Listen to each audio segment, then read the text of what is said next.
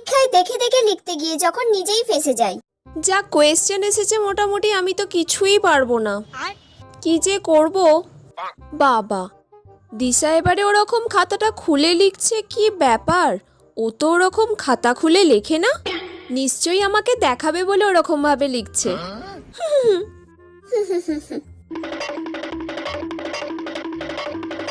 আজকে তো আমি সব কোয়েশ্চেনের অ্যান্সার দিয়ে দিয়েছি। দিশা আমাকেই প্রথমবার সব কোয়েশ্চেনের অ্যান্সার দেখালো।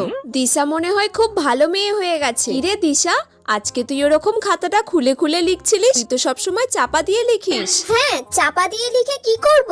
আজকে তো চাপা দিয়ে লেখার কোনো দরকারই ছিল না, কারণ 4টে সেটের কোয়েশ্চেন হয়েছে। তোর কাছে যে কোয়েশ্চেন পড়েছে আমার কাছে তো সেই কোয়েশ্চেন পড়বে না নিশ্চয়ই, কারণ আমরা দুজন পাশাপাশি বসেছি। কোয়েশ্চেন যখন এক নয় তখন চাপা দিয়ে লেখার কোনো দরকারই নেই। বলে আমি যে ওর খাতাটা পুরো কপি করলাম, আবার পরীক্ষায় ফেল।